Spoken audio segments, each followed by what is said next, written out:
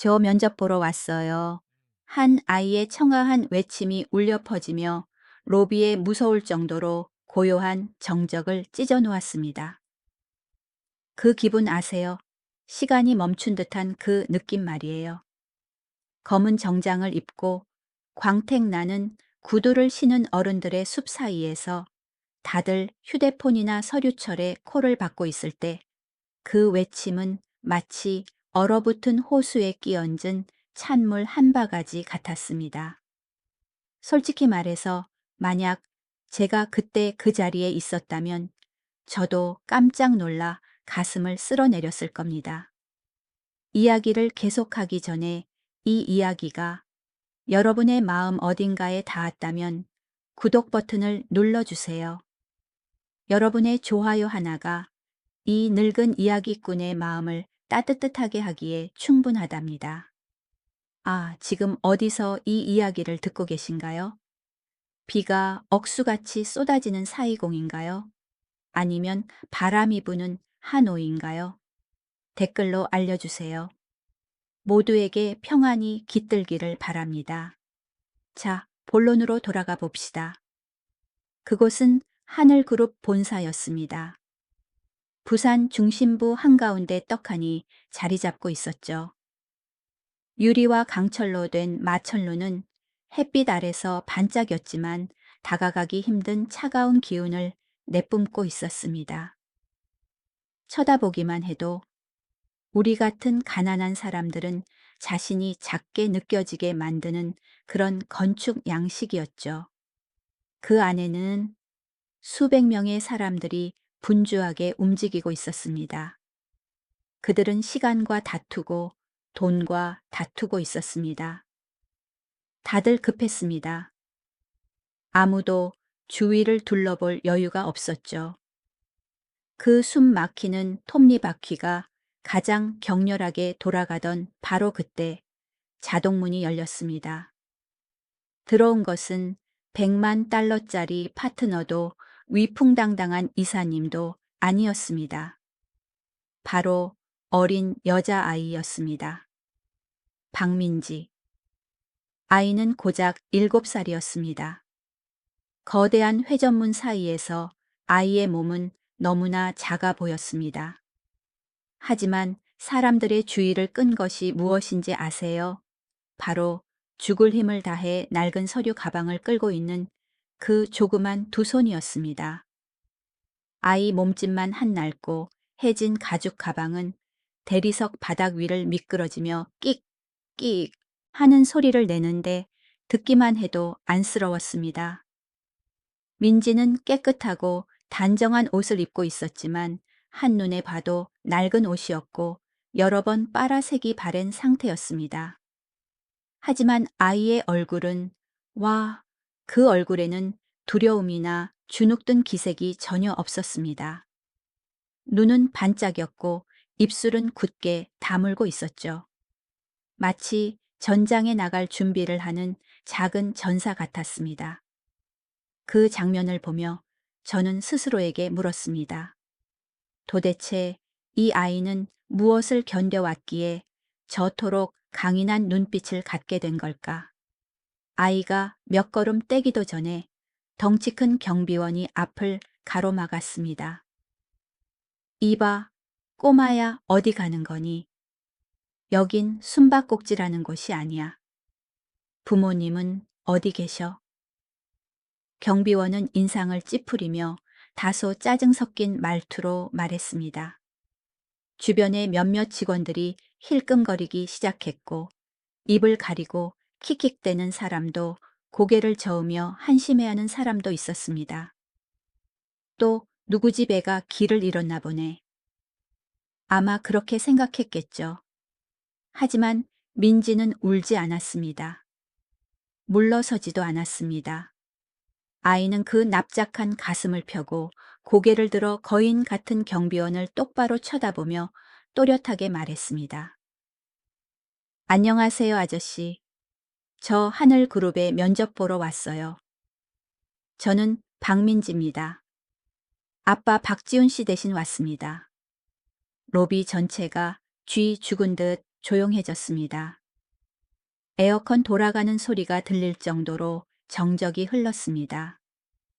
화장을 고치던 안내 데스크 직원들부터 커피를 마시던 부장들까지 모두가 아이를 빤히 쳐다보았습니다. 경비원은 어이가 없어서 말을 더듬었습니다. 면접이라니 이 꼬마가 왜 이래, 아빠는 어디 계시고. 그때서야 아이의 목소리가 조금 떨렸습니다. 아이는 가죽 가방을 내려다보다가 다시 고개를 들어 입술을 깨물며 말했습니다. 아빠는 병원에 입원해 계세요. 아빠가 오늘이 정말 중요한 날이라고 했어요. 엄마의 꿈을 이룰 기회라고요. 아빠가 못 가니까 제가 대신 왔어요. 아저씨들, 제발 저에게 기회를 주세요.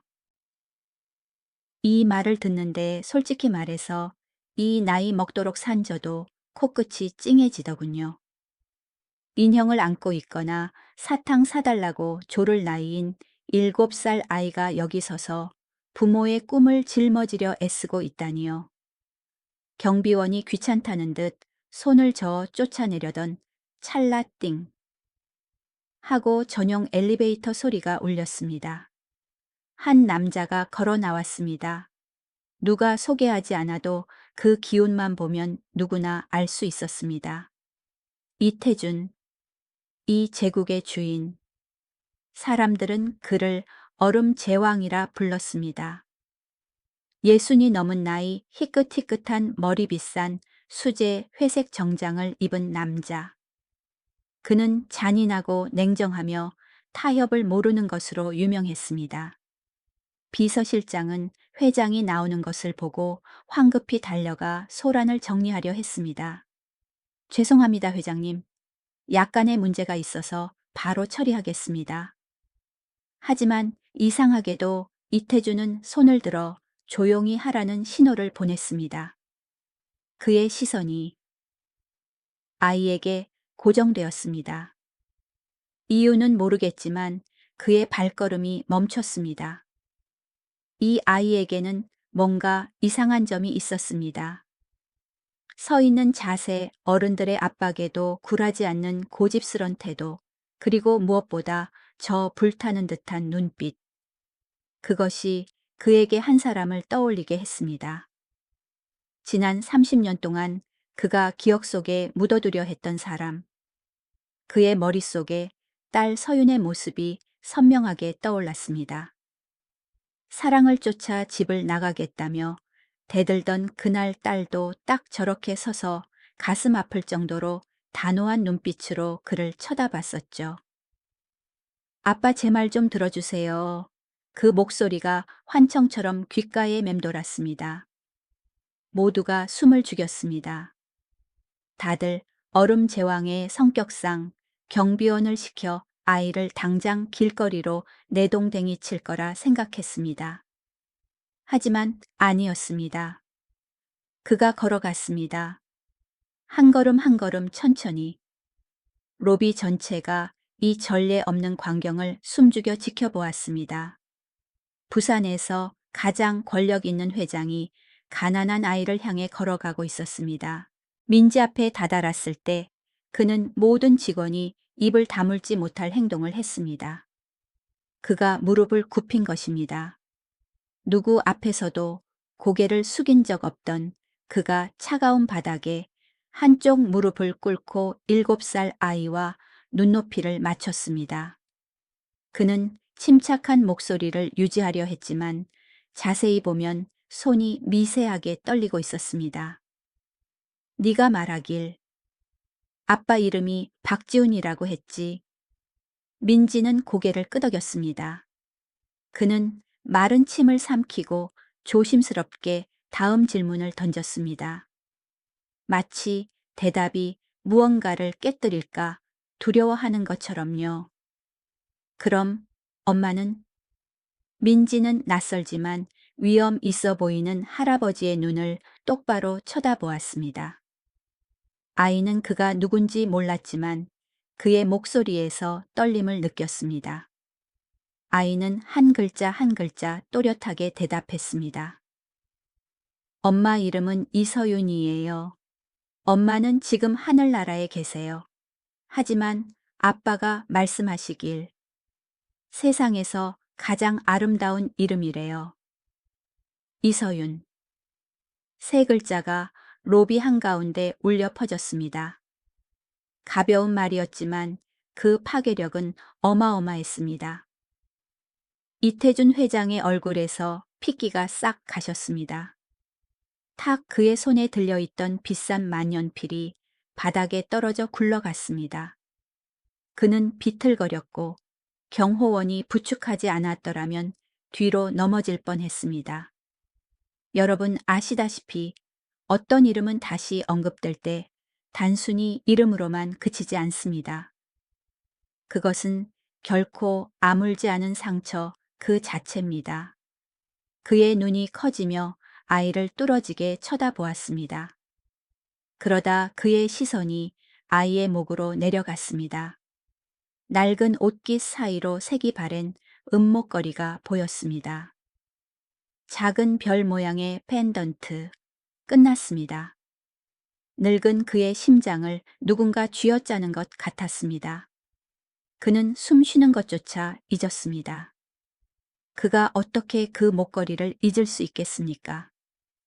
30년 전 서윤의 7번째 생일에 그가 직접 골라 선물해 준 것이었습니다. 그는 그날 서윤이 목걸이를 걸고 얼마나 환하게 웃었는지 똑똑히 기억하고 있었습니다. 왜 저게 이 아이 목에 걸려 있는 거지? 할아버지 괜찮으세요? 민지의 앳된 목소리가 그를 현실로 끌어당겼습니다. 할아버지가 쓰러질 것 같자 아이는 작고 거친 손을 내밀어 그의 크고 떨리는 손을 잡았습니다. 죄송해요.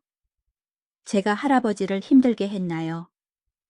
그 손길이 맙소사 낯설 정도로 따뜻했습니다. 작은 손에서 전해지는 온기가 그에게 전달되어 수년간 얼어붙어 있던 심장으로 파고들었습니다. 그는 무언가 말하고 싶었고 딸의 이름을 부르고 싶었지만 목이 메어 말이 나오지 않았습니다. 이태준이 평생 공들여 쌓아올린 철옹성 같은 벽이 바로 이 순간 크게 금이 가고 있었습니다. 비서실장과 경호원들이 당황했습니다. 회장님 괜찮으십니까? 당장 의사 불러. 그들은 몰려들어 그를 부축해 일으키고는 황급히 전용 엘리베이터로 모셨습니다. 민지는 닫혀가는 엘리베이터 문을 멍하니 바라보며 서 있었습니다. 발밑에는 그의 만년필이 여전히 놓여 있었습니다.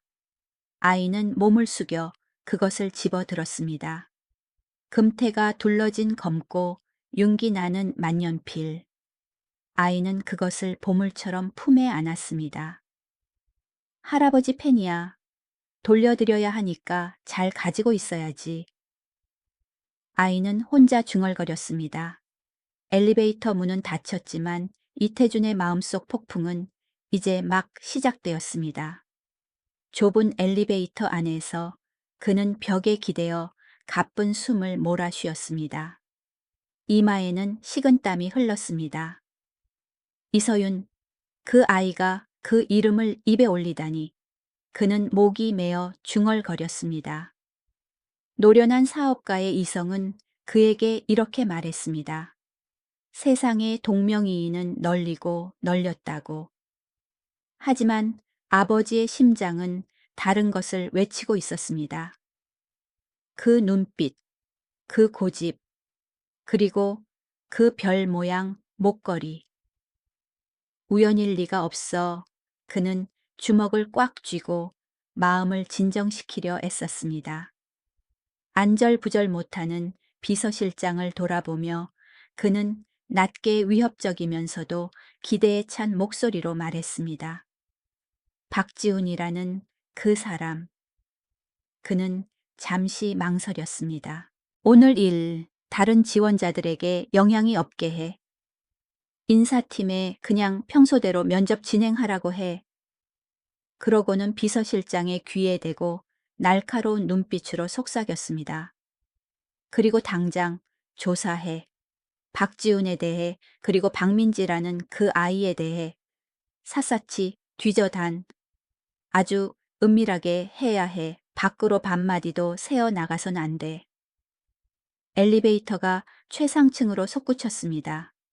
이태주는 거울 벽에 비친 자신의 모습을 바라보았습니다. 영광의 정점에 선 고독한 노인.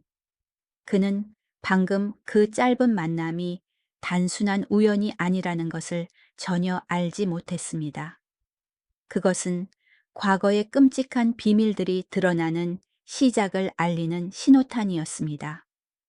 하늘에서 뚝 떨어진 소녀 병원에 누워있는 미스터리한 사위, 그리고 죽은 줄로만 알았던 딸. 과연 박민지는 정말 그의 친손녀일까요? 그리고 지난 세월 동안 서윤에게는 무슨 일이 있었던 걸까요? 왜 이제야 이 아이가 나타난 걸까요? 여러분, 이야기는 이제 막 시작되었을 뿐입니다. 그리고 저를 믿으세요. 앞으로 일어날 일들은 훨씬 더 극적이고 눈물겨울 테니까요. 인생이란 때로는 영화보다 더 드라마틱하잖아요. 아시다시피 사람들은 흔히 이렇게 말합니다. 말은 바람에 날아가지만 소문은 칼처럼 날카롭다고. 운명의 그날 로비 사건 직후 하늘그룹 전체가 발칵 뒤집혔습니다. 주가가 오르내려서가 아니라 박지훈이라는 남자 때문이었습니다. 이태준 회장의 지시는 번개처럼 내려왔습니다. 인사팀은 식은땀을 흘리며 일정을 재조정했습니다. 그리고 며칠 전 병원에 누워있던 불쌍한 아빠 박지훈이 마침내 면접을 보러 왔습니다. 솔직히 말해서 저라면 몸이 덜덜 떨렸을 겁니다. 로비에서 난동 부린 아이의 아빠라는 꼬리표를 달고 구직 활동을 하는 건 엄청난 압박이니까요. 하지만 지우는 달랐습니다. 그는 회의실로 걸어 들어와 딸의 행동에 대해 진심으로 사과하며 고개를 숙였지만 고개를 들었을 때 그의 눈빛은 빛나고 있었습니다. 면접관들은 그를 쥐잡듯 몰아쓸 작정이었습니다. 그들은 유럽 시장에 대해 가장 까다로운 질문과 가장 난처한 상황들을 물어댔습니다. 하지만 놀랍게도 그는 막힘없이 간결하게 대답했고 깐깐한 임원들조차 고개를 끄덕일 정도로 예리하게 분석했습니다. 프랑스에서 고생한 세월이 헛되지 않았던 것입니다. 그에게는 실력이 있었습니다. 그렇게 박지훈은 합격했습니다. 하지만 인생이 동화처럼 쉬울 리가 없죠. 출근 첫날 환영의 악수 대신 지훈을 맞이한 건 차가운 눈빛들과 등 뒤에서 들리는 수군거림이었습니다. 봤어, 저기 신입사원 말이야. 그날 그 꼬마 아빠래. 어휴, 다 연기지. 듣자 하니 회장님이 그 애를 보고 기절할 뻔 하셨다며 분명 숨겨둔 자식이거나 뭐 그런 거겠지. 그게 아니고서야 무슨 실력으로 바로 여기에 들어와 군중 속에서 고립되는 기분을 느껴본 적 있으신가요? 혼자 점심을 먹는데 주변에서는 웃음소리가 들리다가 고개를 들면 뚝 그치는 그 느낌. 지우는 바로 그런 상황을 견디고 있었습니다. 동료들은 의례적으로 인사했지만 시선은 딴 곳을 향했습니다. 선배는 일을 줄 때 서류철을 책상에 툭 던지고 가버렸습니다. 그들은 그에게 낙하산 자식을 이용한 놈이라는 딱지를 붙였습니다. 물론 괴로웠죠. 하지만 지우는 어떻게 했을까요? 그는 입술을 꽉 깨물고 고개를 숙인 채 일했습니다. 그는 알고 있었습니다. 대응하는 유일한 방법은 결과로 증명하는 것뿐이라는 것을요. 그 사이 최상층에서는 얼음 제왕 이태준이 자신만의 계획을 세우고 있었습니다. 며칠 후 경영진 회의에서 그는 갑자기 회의실 사람들을 입이 떡 벌어지게 만드는 결정을 내렸습니다. 요즘 보니 직원들이 육아 문제로 너무 고생하는 것 같더군. 대기업이 직원들의 삶을 돌보지 못하는 건 부족한 거야.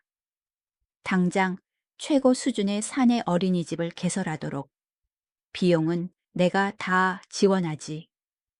사람들은 어리둥절하여 서로를 쳐다보았습니다. 이태준 회장이 냉혈한으로 유명하고 회사는 유치원이 아니다 라고 말했던 사람이 이제 와서 어린이집을 만들라고 참 이상한 일이었습니다. 오직 최진욱 이사. 회사의 늙은 여우 같은 존재. 많이 눈을 가늘게 떴습니다. 그는 심상치 않은 냄새를 맡았습니다. 그는 저 노인네가 목적 없이 무언가를 할 리 없다는 것을 잘 알고 있었죠. 사실 태주는 무슨 생각을 하고 있었을까요? 간단합니다. 민지를 가까이 둬야 해. 내가 관찰해야겠어. 보고서는 믿지 않아 내 눈만 믿는다. 그의 권력으로 불과 일주일 만에 건물 안에 어린이집이 생겼습니다. 반짝반짝하고 수입 장난감에 책이 넘쳐나는 곳이었죠. 인사팀은 은밀한 지시에 따라 지훈에게 민지를 그곳에 보내라고 권유했습니다. 지훈은 한참을 망설였지만 새방에서 혼자 지낼 아이를 생각하며 고개를 끄덕였습니다.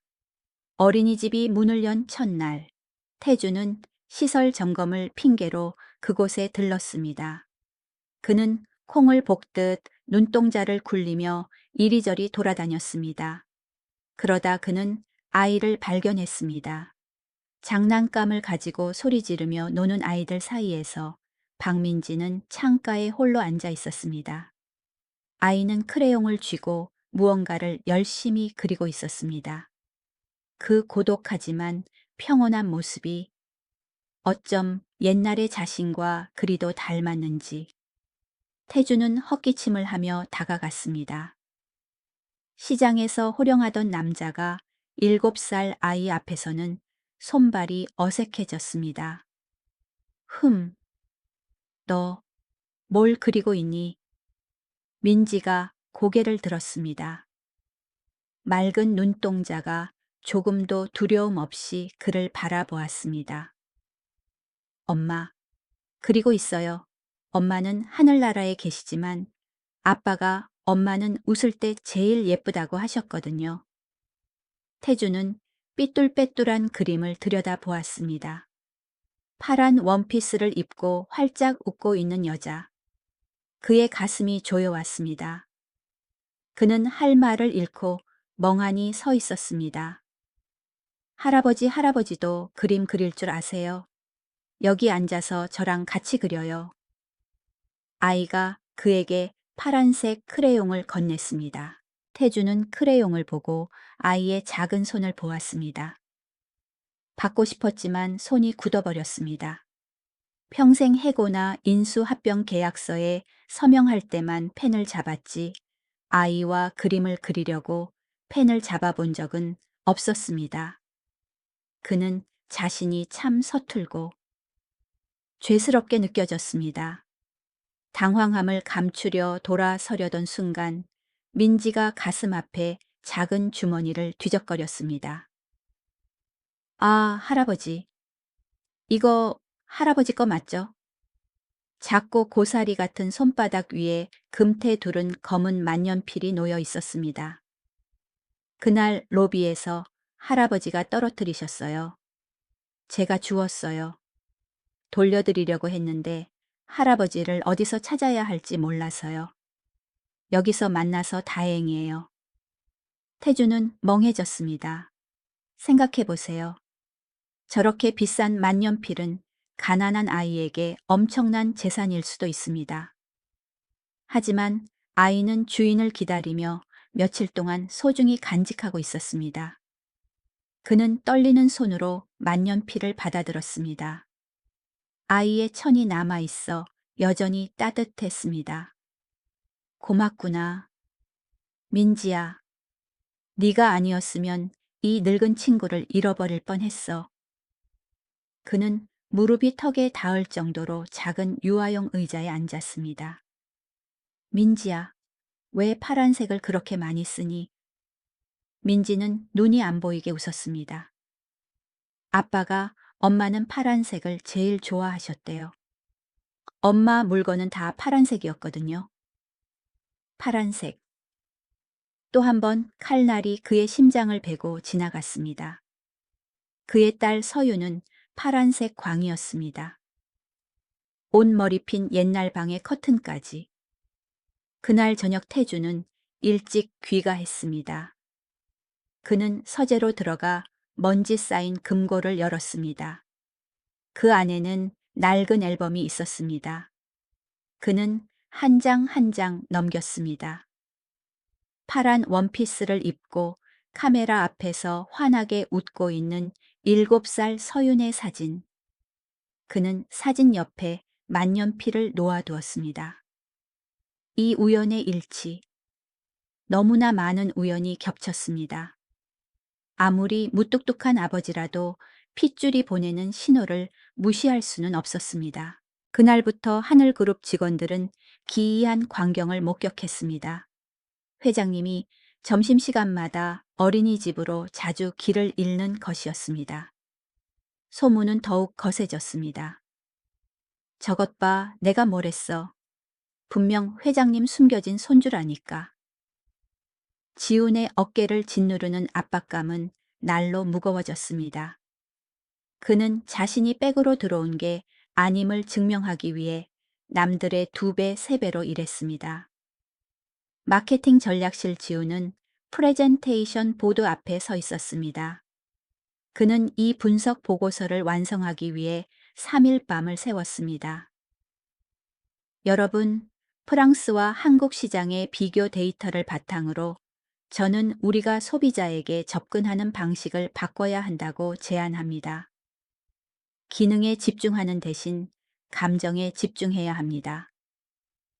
프레젠테이션은 훌륭했습니다. 수치는 탄탄했습니다.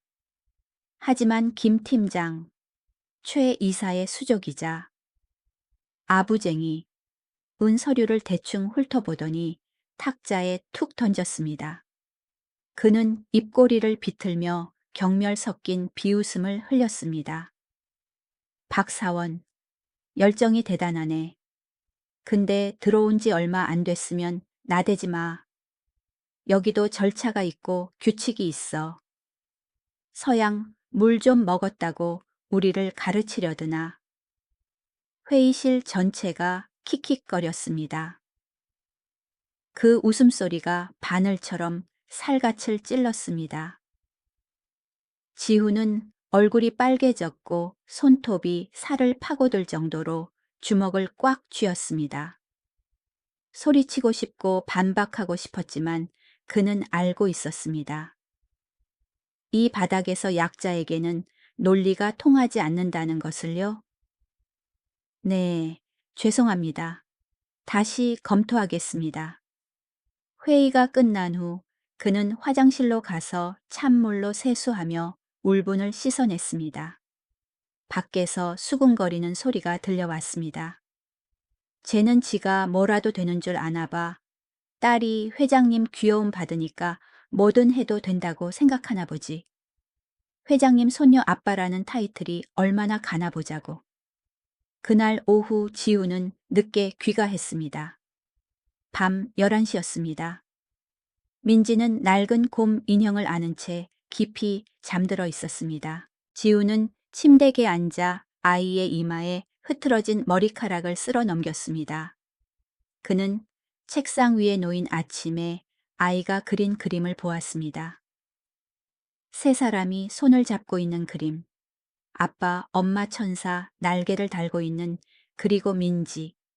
가슴이 미어지는 것 같았습니다. 그는 서랍을 열어 유학 시절 찍은 낡은 앨범을 꺼냈습니다. 강가에서 찍은 부부의 사진 서윤의 미소는 햇살처럼 눈부셨습니다. 그는 아내가 남긴 마케팅 책들을 넘겨보았습니다. 책장 여백에 아내가 또박또박 적어놓은 메모들. 사람의 마음을 움직이는 기술은 잔재주가 아니라 진심에 있다.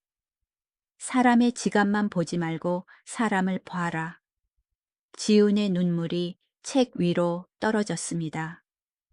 서윤아, 내 말이 맞아. 세상은 정말 차갑고 편견으로 가득해. 나 너무 힘들다. 그는 책에 얼굴을 묻었습니다. 하지만 그때 민지의 고른 숨소리가 그를 일으켜 세웠습니다. 아니야, 포기하면 안 돼. 너랑 약속했잖아. 민지를 돌보고 네가 못다 이룬 꿈을 이루겠다고. 네 진심이 옳았다는 걸 그들에게 증명해 보일 거야. 그는 눈물을 닦고 컴퓨터를 켰습니다. 오늘 밤도 뜬 눈으로 지사올 밤이었습니다. 그는 계획서를 다시 작성할 것입니다. 그들이 더 이상 부정할 수 없을 때까지 다시 만들 것입니다. 같은 시각 넓지만 차가운 저택에서 태준 역시 잠들지 못하고 있었습니다. 그의 책상 위에는 탐정이 막 보내온 서류 봉투가 놓여 있었습니다. 제목, 박지훈과 박민지에 대한 보고서. 글자들이 눈앞에서 춤을 췄습니다.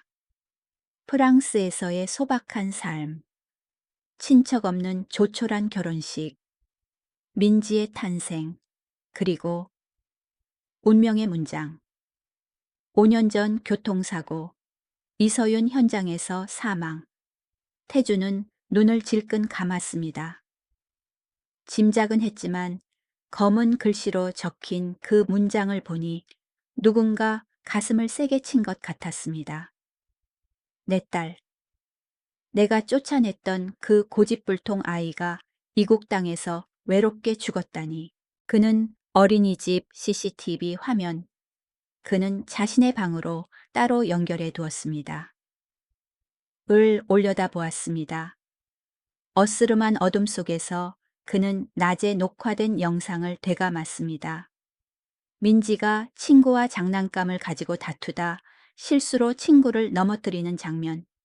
하지만 곧바로 아이는 고개를 숙이고 친구의 손을 잡아 일으켜 주었습니다.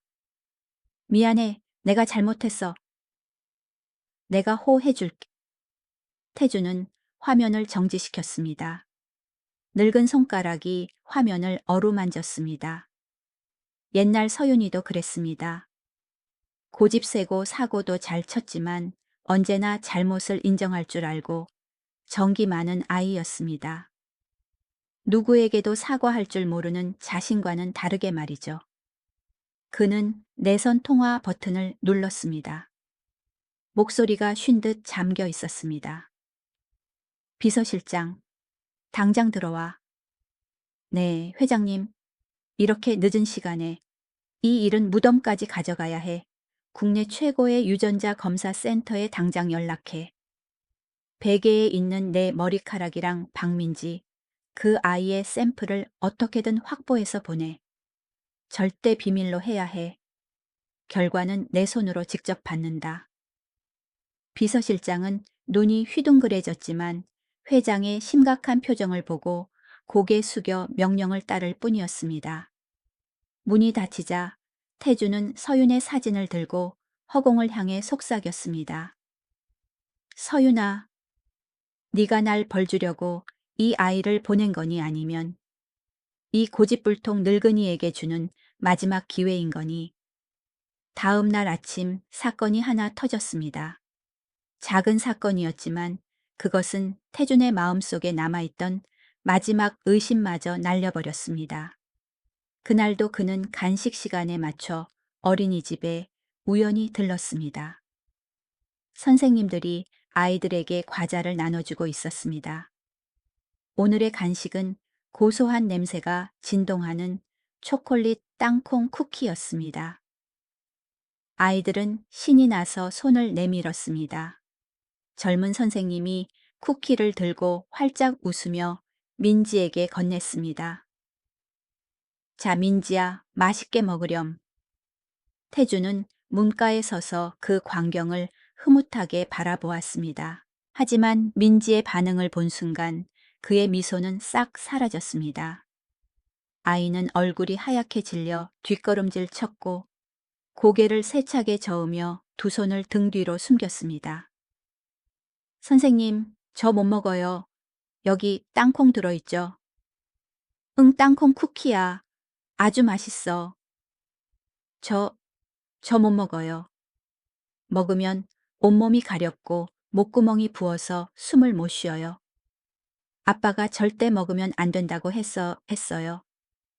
쨍그랑 태주는 귓가에 번개가 치는 듯 했습니다. 다리에 힘이 풀려 주저앉을 뻔했습니다. 땅콩 알레르기. 세상에 알레르기 있는 사람은 수천 명입니다. 하지만 저런 두려워하는 반응, 가렵고 목이 붓는다. 는 증상 묘사. 그건 그와 똑같았습니다. 그리고 서윤과도 똑같았습니다. 30년 전에 끔찍한 기억이 되살아났습니다. 서윤의 생일날 아이가 실수로 땅콩이 든 케이크를 한 입 먹었을 때였습니다. 아이는 얼굴이 보라색으로 변하며 그의 품에서 기절했고 찢어지는 사이렌 소리와 함께 응급실로 실려갔었습니다. 태준이 살면서 두려움에 눈물을 흘린 몇 안 되는 순간 중 하나였습니다. 더 생각할 겨를도 없이 태준은 폭풍처럼 방 안으로 뛰어들었습니다. 그는 선생님의 손을 거칠게 쳐냈고 과자 봉지가 바닥에 흩어졌습니다. 당신 뭐 하는 짓이야? 그의 고함 소리가 방 전체를 울렸고 아이들은 놀라서 울음을 터뜨렸습니다. 선생님은 사색이 되어 벌벌 떨었습니다.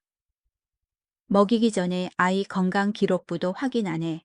땅콩 알레르기가 얼마나 위험한지 알아. 한 입만 먹어도 죽는다고. 이렇게 무책임하게 일하면서 애들을 돌보겠다고. 그의 목소리는 분노 때문이 아니라 두려움 때문에 갈라졌습니다. 그는 떨고 있었습니다. 얼음 제왕이 과자 봉지 하나 앞에서 떨고 있었습니다. 민지도 할아버지의 분노에 겁을 먹었습니다. 하지만 할아버지가 숨을 헐떡이며 얼굴이 붉어진 것을 보자 아이는 다가와 주먹 쥐고 있는 할아버지의 손을 조심스럽게 잡았습니다. 할아버지, 선생님한테 화내지 마세요. 저 안 먹었어요. 저 조심할게요. 선생님, 혼내지 마세요. 무서워하시잖아요. 그 손길에 태주는 정신이 번쩍 들었습니다. 그는 아이를 내려다 보았습니다. 아이가 그를 위로하고 있었습니다. 자기가 죽을 뻔했는데 오히려 그를 위로하고 있었습니다. 그는 털썩 주저앉아 민지를 와락 끌어안았습니다. 수많은 사람 앞에서 처음으로 아이를 안았습니다. 미안하다, 미안하다. 네가 무사해서 다행이다. 무사해서 다행이야. 이 사건에 대한 소문은 빛의 속도로 회사 전체에 퍼졌습니다. 회장님이 땅콩 알레르기 때문에 난리가 났대. 듣자 하니 회장님도 똑같은 알레르기가 있으시다고. 끝났네. 100% 친손주야. 이 정도면 박지우는 하루아침에 출세했네. 소문은 이제 의혹이 아니라 확신으로 굳어져 갔습니다. 그리고 이 소식은 들어선 안 될 사람의 귀에도 들어갔습니다. 호화로운 자신의 사무실에서 최진욱 이사는 신복들의 보고를 듣고 있었습니다. 그는 손에 든 펜을 돌리며 입가에 차가운 미소를 띄었습니다. 알레르기가 똑같다고 그렇게 과잉 반응을 했다고. 이태준 드디어 네가 치명적인 약점을 드러냈구나. 그는 일어나 창가로 가서 도시를 내려다 보았습니다. 회장이 그 계집애 때문에 정신을 못 차리고 있어. 이건 천년에 한 번 올까 말까 한 기회야. 그는 뒤를 돌아 회의 테이블 위에 두툼한 서류철을 던졌습니다. 그곳에는 5명의 신복 이사들이 대기하고 있었습니다. 서류 표지에는 독일어로 이렇게 적혀 있었습니다. 슈미트 프로젝트, 자율주행 기술. 이것은 향후 10년 동안 하늘그룹의 사활이 걸린 프로젝트였습니다. 극도로 어렵고 위험 부담이 크지만 성공하면 업계 판도를 바꿀 프로젝트였죠. 여러분은 뭘 해야 할지 알겠지? 최진욱이 음흉한 목소리로 말했습니다. 이대로 두면 저 늙은이가 그 무능한 사위놈을 후계자로 앉힐 거야. 우리가 어디서 굴러 먹던 놈한테 고개를 숙여야겠어. 자존심 상하지 않아. 다들 고개를 세차게 저었습니다. 그렇다면 최진욱이 독사의 미소를 지었습니다. 우리가 그 녀석을 도와줘야지. 박지훈을 이번 슈미트 프로젝트 책임자로 추천하는 거야. 네, 이사님 미치셨습니까? 그건 너무 중요한 프로젝트인데 그런 초짜한테 맡기면 다 망합니다. 한 사람이 소리쳤습니다. 멍청한 놈, 최진욱이 소리쳤습니다. 중요하니까 맡기는 거야. 아주 높이 올려놓고 하늘 끝까지 치켜 세워주고 명검을 쥐어준 다음 사다리를 치워버리는 거지. 그는 부하들에게 얼굴을 들이밀며 속삭였습니다. 우리가 막판에 독일 파트너와의 조건을 바꿔버릴 거야. 은밀한 지원도 끊어버리고 이 프로젝트를 그 녀석 경력의 무덤으로 만들 거야. 녀석이 처참하게 실패해서 회사에 수천억 손해를 입히면 태준 영감이 부처님이라 해도 사위놈을 구해낼 순 없을걸. 그리고 가장 중요한 건 그는 창문 너머 어린이집 쪽을 바라보았습니다. 저 민지라는 계집애가 바로 열쇠야. 회장의 약점은 바로 저 아이니까. 잔인한 음모가 꾸며졌습니다. 태준이 가족을 찾은 감정에 젖어 있고 지훈이 순수한 마음으로 노력하는 동안 늑대 무리는 이빨을 드러내기 시작했습니다. 진짜 전쟁은 이제부터 시작입니다. 과연 가족애가 음모를 이길 수 있을까요?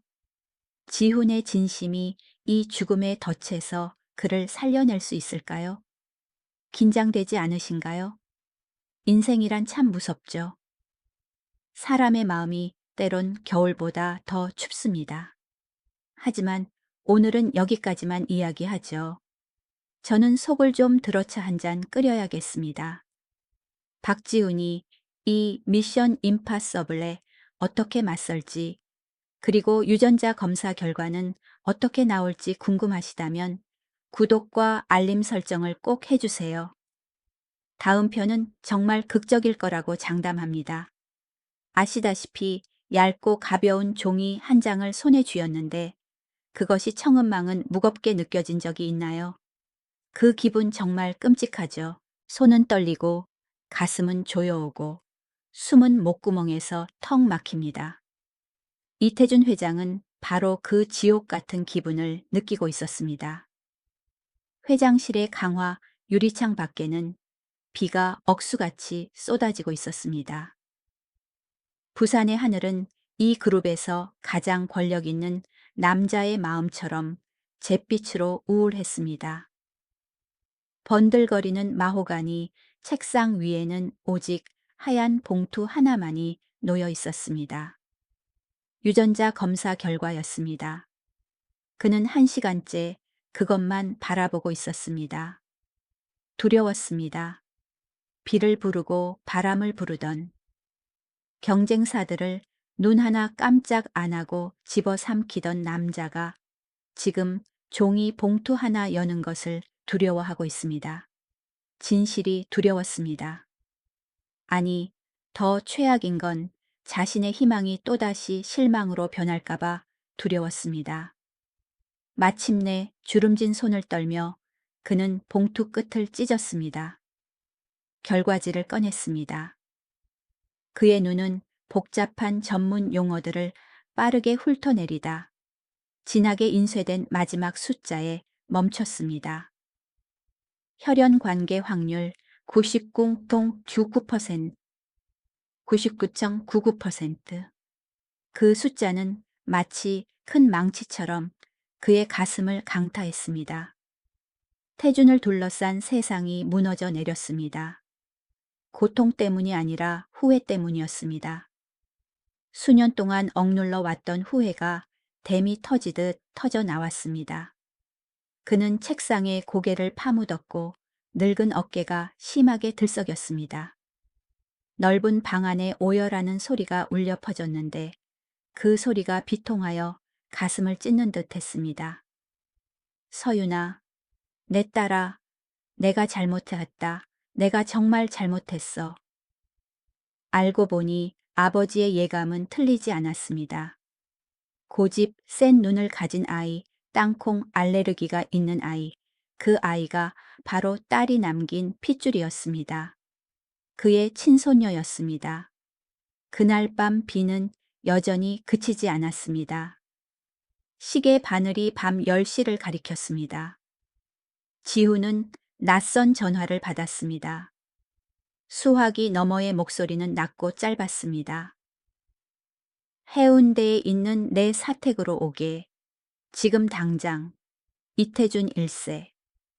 지우는 극도로 당황했습니다.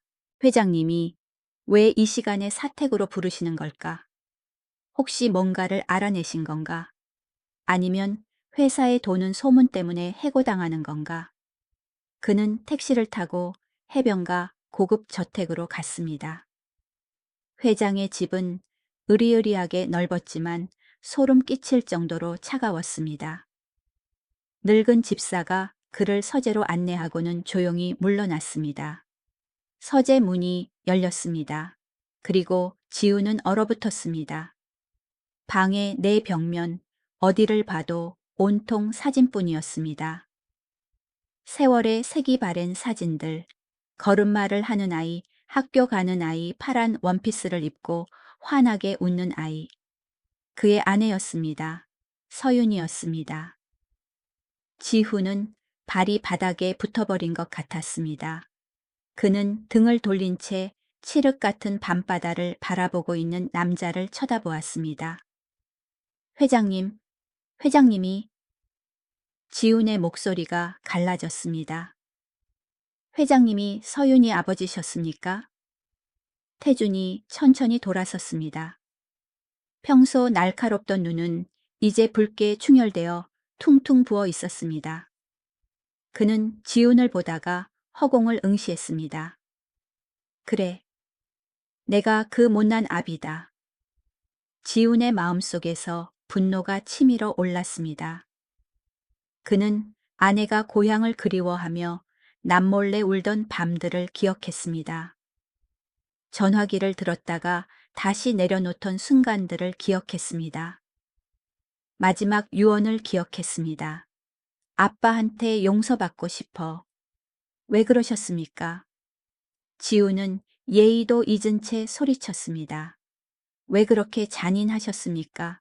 그 사람이 어떻게 살았는지 아십니까? 눈 감는 순간까지도 회장님 이름을 불렀다는 걸 아십니까? 그저 한 번만 안아주길 바랐을 뿐인데. 아시다시피 상실의 아픔 앞에서는 돈이나 지위는 무의미해집니다. 이 순간 그들은 그저 가장 사랑하는 여자를 잃고 함께 아파하는 두 남자일 뿐이었습니다. 그리고 지훈이 상상조차 못했던 장면이 펼쳐졌습니다. 이태준, 그 오만하던 회장이 천천히 무릎을 꿇었습니다. 차가운 마룻바닥 위 사위 앞에서 무릎을 꿇은 것입니다. 미안하다. 그의 목소리는 쉬었고 부서져 내렸습니다. 내가 내 딸을 죽였어. 내 어리석은 고집이 아이를 죽였어. 내 인생에서 가장 소중한 것을 내 손으로 밀어내버렸어. 지우는 멍하니 서 있었습니다. 달려가 일으키려 했지만 태준이 손을 저었습니다. 그는 꿇어야 했습니다. 그것만이 딸의 영혼에 속죄하는 유일한 길이었으니까요. 유전자 검사를 했다. 그가 말했고 주름진 뺨 위로 눈물이 흘러내렸습니다. 민지, 그 아이는 내 친손녀야. 고맙네. 아이를 잘 키워줘서 고맙고 버리지 않아줘서 고마워. 그날 밤 두 남자는 서로 마주 앉아 반쯤 비운 녹주병을 사이에 두고 서윤에 대한 이야기를 나누었습니다. 장인어른과 사위.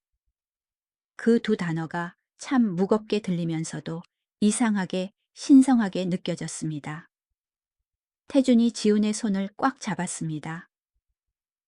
지훈 군, 나는 모든 걸 공표하고 싶네. 민지에게 내 모든 걸 주고 싶어. 하지만 그는 말을 멈췄고 눈빛은 다시 시장의 늙은 여우처럼 날카로워졌습니다. 하지만 지금은 때가 아니야. 회사 안에 이 자리를 노리는 놈이 있어. 지금 자네와 민지의 정체가 드러나면 두 사람은 위험해져. 하이에나들이 아이를 가만두지 않을 거야. 그는 지훈의 눈을 똑바로 쳐다보았습니다. 나를 믿나 당분간 이 비밀을 지켜주게. 자네가 마땅한 자리에 올라갔을 때 누구도 딴소리 못하도록 실력을 증명해줘. 나는 어둠 속에 있는 벌레들을 깨끗이 치우겠네. 지훈이 고개를 끄덕였습니다. 알겠습니다. 하지만 조건이 하나 있습니다. 민지에게는 당분간 비밀로 해주세요. 아이가 상속녀라는 압박감 없이 평범한 어린 시절을 보냈으면 좋겠습니다. 시간은 눈 깜짝할 사이에 흘렀습니다. 3주 후. 이사회에서 회장 자리를 노리던 최진욱 이사가 갑자기 일어나 추천을 했습니다. 회장님, 독일 슈미트 그룹과의 자율주행 협력 프로젝트가 막바지 단계입니다. 박지훈 씨가 능력도 출중하고 유럽 문화에도 정통하니 이번 프로젝트 팀장으로 추천합니다. 회의실이 술렁거렸습니다. 생판 신입 사원이 수조 원짜리 프로젝트를 맡는다. 명백한 함정이었습니다. 성공하면 상사의 공이고 실패하면 지훈은 희생양이 될 것이며 그를 채용한 회장의 위신도 땅에 떨어질 것입니다. 태주는 눈을 가늘게 뜨고 최진욱을 보았습니다. 놈의 속셈을 뻔히 알았습니다. 하지만 그는 지훈의 단호한 눈빛도 보았습니다. 좋아, 승인하지. 결정이 내려졌습니다. 지훈은 불나방처럼 일에 매달렸습니다. 회사에서 밤을 새우며 기로옥이나 살이 빠졌습니다. 그는 모든 것을 완벽하게 준비했습니다. 데이터 도표 리스크 분석. 모든 것이 그의 머리와 노트북 안에 들어 있었습니다. 하지만 인생은 그렇게 간단하지 않죠. 아시다시피 소인배는 언제나 뒤에서 치는 법입니다. 운명의 프레젠테이션 이틀 전. 최진욱이 움직였습니다. 그는 진짜 독사였습니다. 지훈이 너무 철저하게 준비했다는 걸 알고 그는 살 길을 끊어버리기로 결심했습니다. 깊은 밤 최진욱은 서버실로 잠입했습니다. 이사라는 권한으로 보안 카메라를 10분간 무력화시키는 건 식은 죽 먹기였죠. 그의 손가락이 키보드 위를 춤추며 차갑게 지훈의 프로젝트 데이터를 공용 서버에서 싹 지워버렸습니다. 그것도 모자라 기술적 오류인 것처럼 시스템 로그를 교묘하게 조작했습니다. 그 후 그는 슈미트 씨 독일 파트너의 비서에게 전화를 걸어 거짓말을 했습니다. 죄송합니다. 내부 정보 유출 소식이 있어서요. 보안을 위해 내일 아침 9시로 회의를 앞당기고 싶습니다. 원래 까다롭고 원칙적이기로 유명한 독일 파트너는 유출 소식에 얼굴이 붉어지며 화를 냈고 해명을 듣기 위해 조기 회의에 동의했습니다. 새벽 2시. 최진욱은 멈추지 않았습니다. 그는 지훈의 사무실로 들어갔습니다. 그는 서랍에서 유일한 인쇄 보고서와 백업용 USB를 찾아냈습니다. 제법인데 애송이. 조심성은 있었군. 하지만 내가 더 조심성이 많지. 그는 비웃으며 모든 것을 챙겨 문서 3당 위에 넣었습니다. 지훈의 한 달간의 노력을 갈아버리는 기계 소리가 소름 끼치게 들렸습니다. 하지만 사람이 하는 일은 하늘의 뜻을 이길 수 없나 봅니다. 인과응보는 늦게 올지언정 결코 빠지는 법이 없으니까요. 최진욱이 증거 인멸을 위해 종이 뭉치를 안고 어두운 복도를 나올 때 화장실에 가던 당직 직원과 부딪혀 깜짝 놀랐습니다. 아이쿠.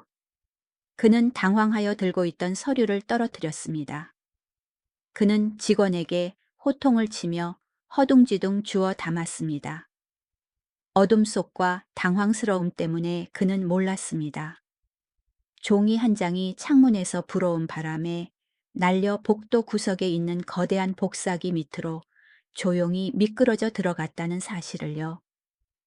그 종이는 바로 핵심 부품의 단가와 기술 사양 요약본, 전체 프로젝트의 심장과도 같은 것이었습니다. 그것은 먼지를 뒤집어 쓴 채 자신의 운명을 기다리며 그곳에 누워 있었습니다. 다음 날 아침 8시.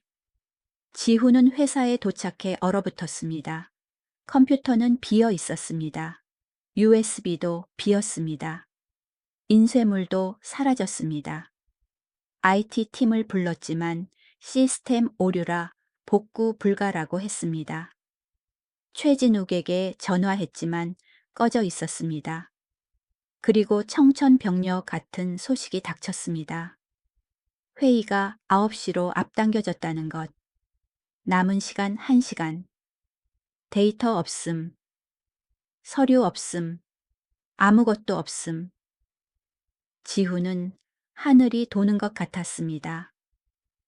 책상에 엎드렸고 식은 땀이 비 오듯 쏟아졌습니다. 설마 정말 끝인가? 내 노력 장인어른의 희망 민지의 미래. 이 더러운 수작 때문에 다 물거품이 되는 건가? 9시 5분 전. 회의실 분위기는 팽팽한 활시위 같았습니다. 슈미트 씨는 하늘그룹의 전문성 부족, 소문을 듣고 화가 나서 얼굴이 붉게 상기된 채 팔짱을 끼고 앉아 있었습니다. 지훈이 들어왔습니다. 빈손으로. 얼굴은 창백했습니다. 최진욱은 옆자리에 앉아 걱정하는 척하며 승리의 미소를 감추려 애썼습니다. 왜 그러나 박 팀장 자료는 설마 잊어버린 건 아니겠지. 슈미트 씨가 책상을 쾅 쳤습니다. 이게 하늘그룹의 일처리 방식입니까? 지금 장난합니까? 공기만 가지고 프레젠테이션 하겠다는 겁니까? 회의실은 쥐 죽은 듯 조용해졌습니다. 모든 시선이 동정과 비난을 담아 지훈에게 쏠렸습니다. 태주는 상석에 앉아 있었습니다. 그는 지훈을 보고 최진욱을 보았습니다. 불길한 일이 생겼음을 알았습니다. 하지만 지금은 개입할 수 없었습니다. 그는 단호하게 말할 수밖에 없었습니다. 박 팀장, 5분 주겠네. 자네가 가진 그 어떤 것이라도 보여주게. 아니면 여기서 나가 다시는 돌아오지 말게. 그것은 지훈의 인생에서 가장 긴 5분이었습니다. 그는 일어섰지만 목이 바짝 탔습니다. 입을 열었지만 말이 나오지 않았습니다. 바로 그때 무거운 회의실 문이 빼꼼 열렸습니다. 아빠. 청아한 목소리가 울려 퍼지며 숨 막히는 공기를 깼습니다. 민지였습니다. 아이는 햇살처럼 환한 노란색 원피스를 입고 작은 라탄 바구니를 들고 있었습니다. 뒤이어 어린이집 선생님이 아이를 놓쳐서 죄송하다며 헐레벌떡 뛰어왔습니다. 사람들은 멍해졌습니다. 최진욱이 소리쳤습니다. 경비 어딨어? 애가 함부로 돌아다니게 놔두고 뭐 하는 거야?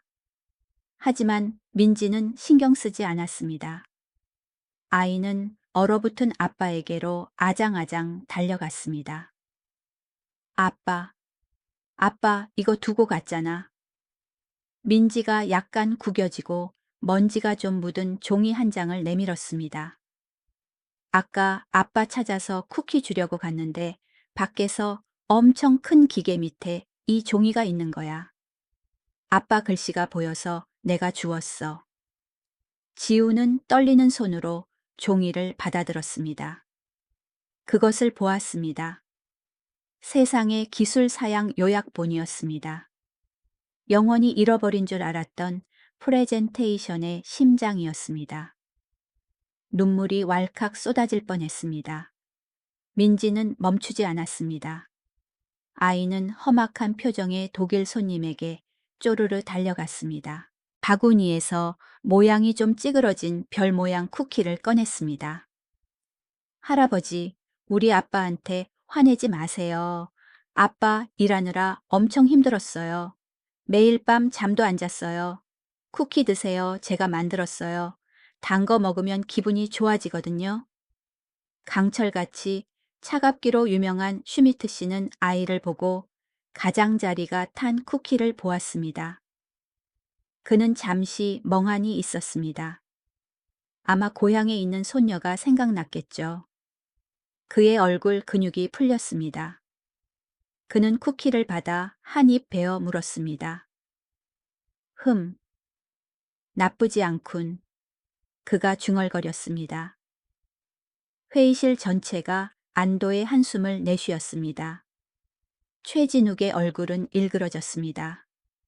지후는 손에 든 종이를 꽉 쥐었습니다. 딸의 등장, 하늘이 내려준 이 종이 한 장, 그리고 장인어른의 믿음, 어린 눈빛. 모든 것이 그에게 초인적인 힘을 불어넣어 주는 것 같았습니다. 그는 깊게 심호흡을 했습니다. 슬라이드는 필요 없었습니다. 프로젝터도 필요 없었습니다. 그는 보드마카를 들고 화이트보드로 걸어갔습니다. 그리기 시작했습니다.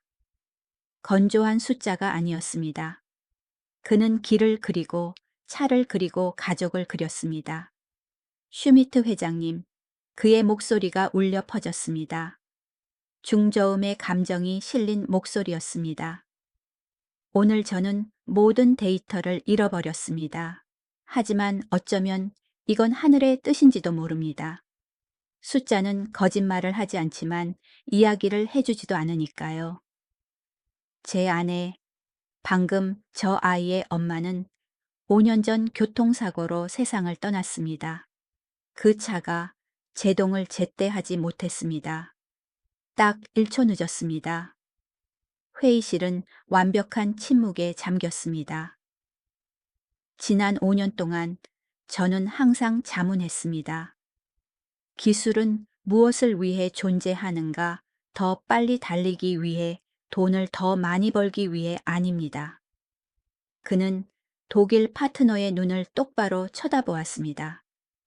저는 믿습니다. 우리가 개발하는 자율주행 기술의 사명은 편리함이 아닙니다. 바로 우리가 사랑하는 사람들을 지키는 것입니다. 저와 제 딸처럼 아내를 잃고 엄마를 잃는 아픔을 겪는 사람이 더 이상 없도록 하는 것입니다. 지훈은 열정적으로 말했습니다. 그는 인간을 위한 기술이라는 철학에 대해 이야기했습니다. 구겨진 종이 위의 수치들을 사용하여 그가 추구하는 절대적인 안전을 증명했습니다. 그의 말은 사람들의 심장에 곧바로 꽂혔습니다. 화려하지도 진부하지도 않았습니다. 피와 눈물에서 우러나온 말이었습니다.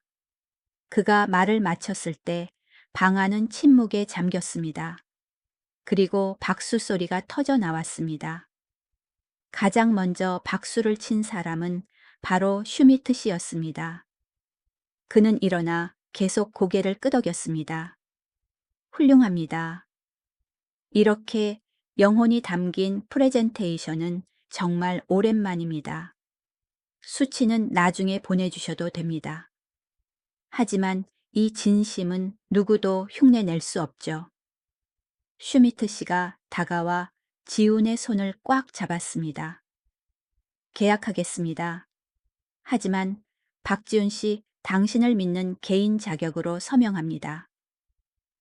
계약은 모두가 놀라는 가운데 그 자리에서 체결되었습니다. 최진욱은 의자에 주저앉았고 얼굴엔 핏기가 하나도 없었습니다. 그는 자신의 완벽한 계획이 쓰레기 종이 한 장과 어린아이 때문에 실패했다는 사실을 이해할 수 없었습니다. 그는 몰래 밖으로 빠져나가려 했습니다. 하지만 최 이사, 어딜 그리 급하게 가나? 이태준 회장의 차가운 목소리가 울렸습니다. 그가 일어나 리모컨 버튼을 눌렀습니다. 회의실에 대형 스크린이 켜졌습니다. 화면에는 사업 도표가 아니었습니다. 한밤중 서버실에 몰래 들어가는 남자, 그리고 복도에 떨어진 서류 뭉치를 줍는 남자의 흑백 영상이었습니다. 영상 속 최진욱의 얼굴은 너무나 선명했습니다.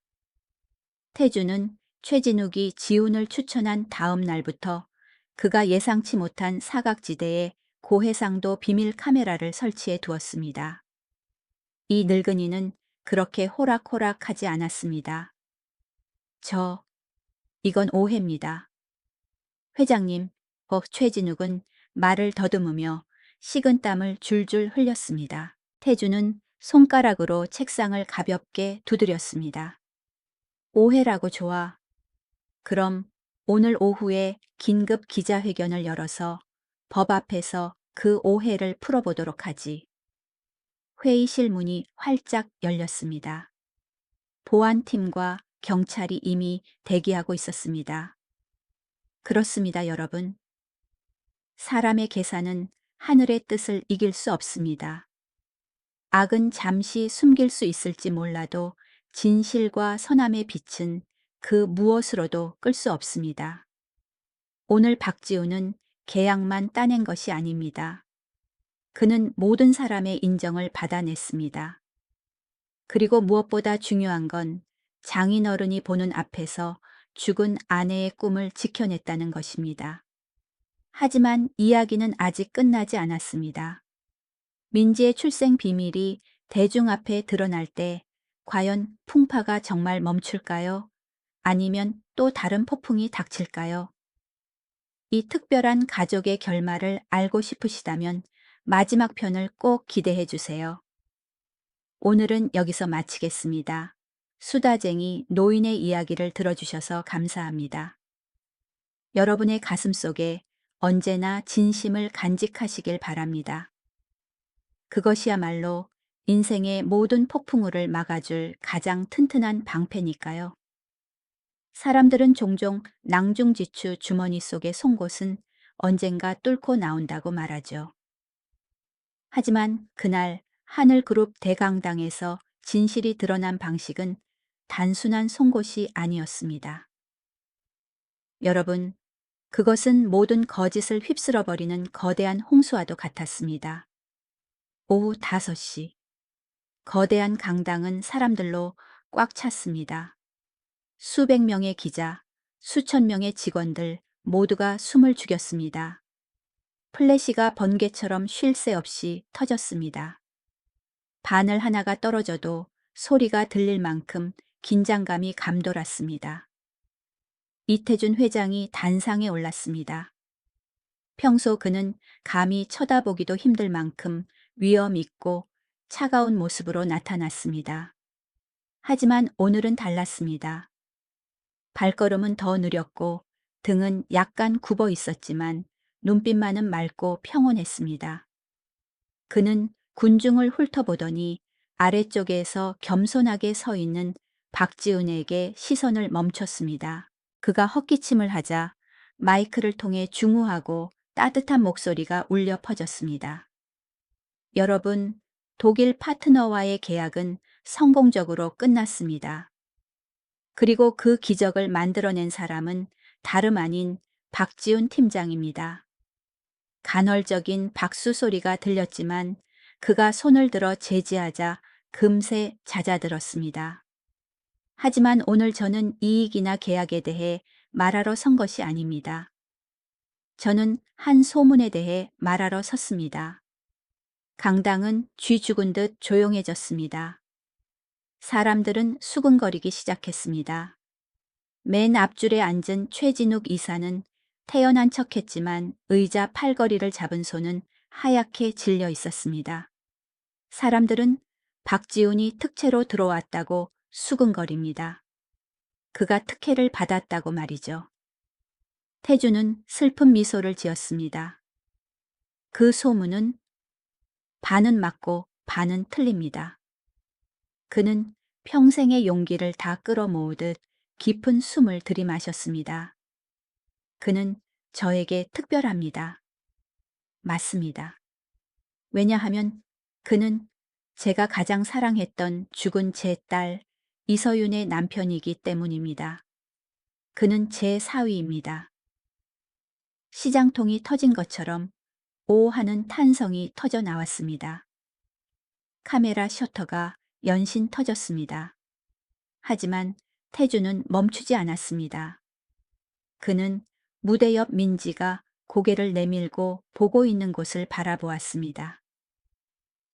그리고 박민지라는 아이, 최근 회사에서 뛰어노는 걸 보셨을 그 아이는 제 하나뿐인 친손녀입니다.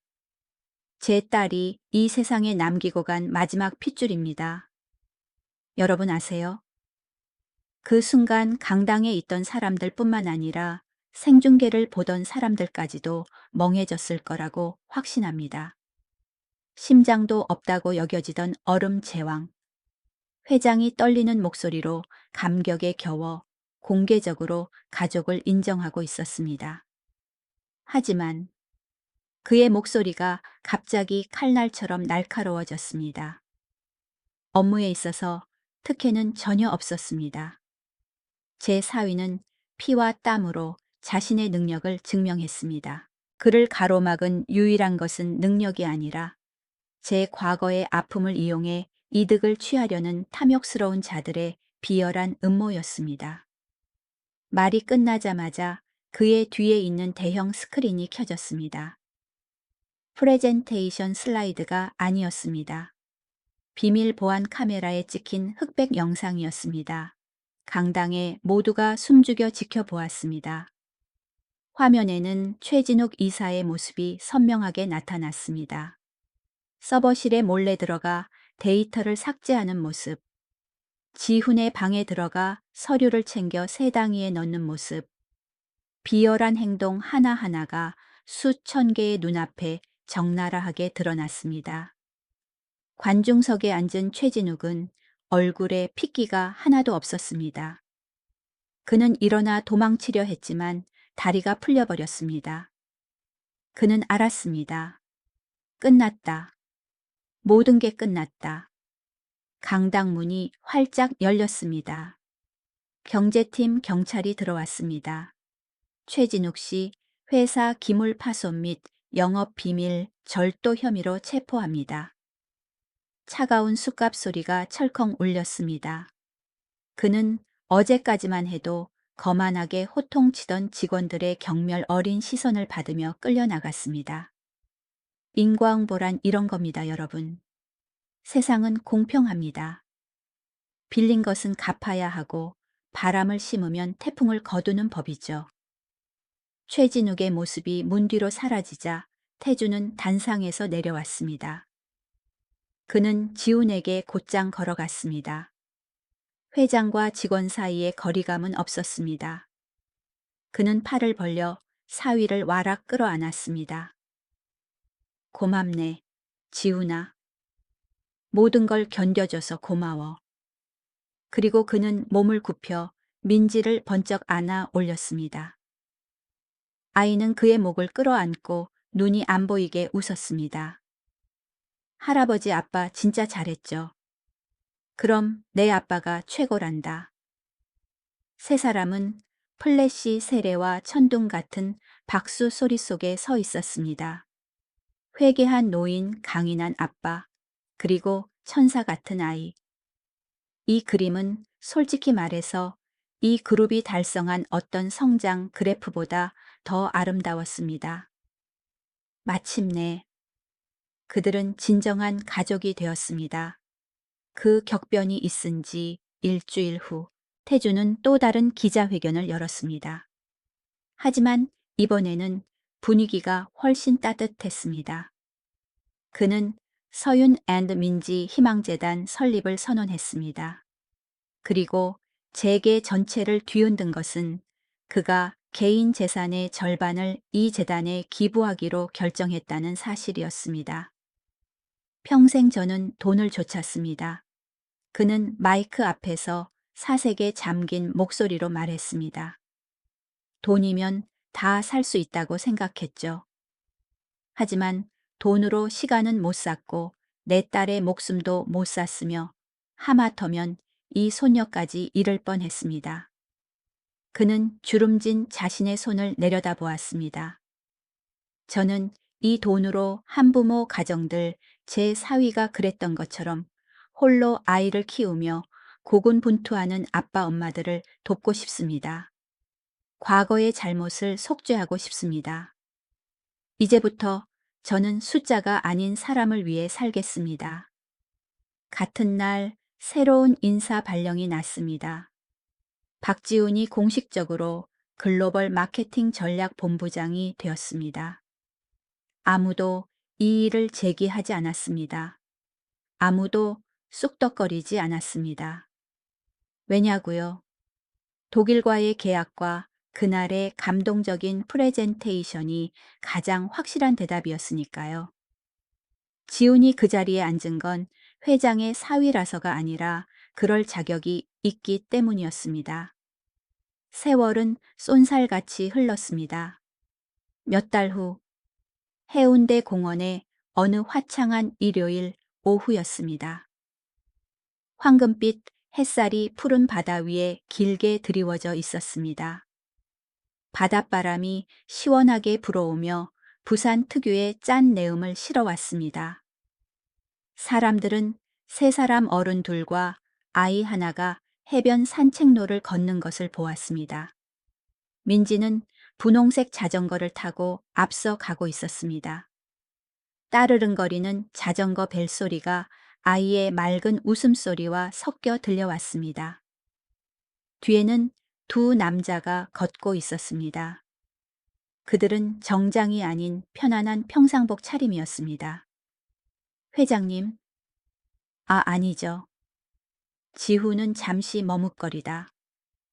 쑥스럽지만 정감 어린 목소리로 고쳐 불렀습니다. 장인어른, 요즘 건강은 어떠세요? 의사 선생님이 혈압은 좀 안정됐다고 하시던가요? 태주는 껄껄 웃으며 사위의 어깨를 두드렸습니다. 이 사람 걱정도 팔자네. 민지가 집에 와서 난리를 치는 통에 내가 10년은 젊어진 것 같아. 혈압 따위 걱정 없어. 그는 멀리서 자전거를 타는 소녀의 뒷모습을 사랑 가득한 눈빛으로 바라보았습니다. 그러다 지훈을 돌아보며 목소리를 낮췄습니다. 지훈아, 서윤이가 살아있다면 참 좋아했겠지. 우리가 이렇게 둘이 산책하는 걸 보면 말이야. 지훈은 먼 바다를 바라보았습니다. 하늘과 바다가 맞닿은 곳에 아내가 가장 좋아했던 짙은 파란색이 펼쳐져 있었습니다. 네, 아버님. 그 사람 분명 보고 있을 겁니다. 그리고 웃고 있을 거라고 믿어요. 그래. 내가 손녀를 찾아서 다행이야. 그리고 더 다행인 건 자네 같은 사위를 얻었다는 거지. 이 늙은이를 원망하지 않아줘서 고맙네. 어떤 사과와 감사는 입 밖으로 내뱉었을 때 마음이 얼마나 가벼워지는지 모릅니다. 여러분도 진심 어린 대화 한 번으로 가슴 속 짐이 사라지는 기분을 느껴본 적 있으신가요? 그들은 지금 그런 기분일 겁니다. 할아버지 아빠 빨리 와요. 여기 예쁜 꽃 있어요. 민지의 카랑카랑한 목소리가 두 남자의 상념을 깨뜨렸습니다. 저런 작은 상전이 부르시네. 가자. 태준이 크게 웃었습니다. 네, 가시죠, 아버님. 두 남자는 아이를 향해 발걸음을 재촉했습니다. 저녁 노을 아래 민지의 목에 걸린 별 모양 펜던트가 반짝하고 빛났습니다. 마치 장난스런 윙크처럼, 마치 하늘 위에서 서윤이 그녀 인생의 남자들을 축복하며 보내는 미소처럼요. 한때 산산조각 났던 가족. 오해와 고통으로 가득 찼던 가족. 하지만 이제 그들은 새로운 여정을 시작하고 있습니다. 돈이나 권력으로 쌓아 올린 것이 아니라 용서와 무조건적인 사랑으로 치유된 새로운 시작을요. 인생은 참 짧습니다, 여러분. 우리는 덧없는 것들을 좇느라 가장 소중한 사람들에게 상처를 주곤 합니다. 하지만 다행히도 진심만 있다면 실수를 바로잡기에 너무 늦은 때란 없습니다. 이태준 회장 가족과 청년 박지훈의 이야기는 여기서 끝납니다. 해피엔딩이지만 우리에게 생각할 거리를 많이 남겨주는 이야기죠. 그렇죠. 오늘 이야기가 여러분의 마음에 작은 울림을 주었거나 부모님이나 자녀를 떠올리게 했다면 구독과 좋아요를 눌러주세요. 앞으로도 여러분의 영혼을 따뜻하게 해줄 이야기들을 전해드리는데 큰 힘이 될 것입니다. 그리고 아시죠? 아래에 따뜻한 댓글 남기는 거 주저하지 마세요. 민지를 위한 축복이든 여러분의 감상이든 좋습니다. 오늘 여러분의 친절한 말 한마디가 어쩌면 누군가의 외로움을 덜어주는 귀한 선물이 될지도 모르니까요. 들어주셔서 감사합니다. 가족과 함께 평안한 저녁 보내세요. 곁에 있는 사람들을 소중히 여기시길 바랍니다. 안녕히 계세요. 또 만납시다.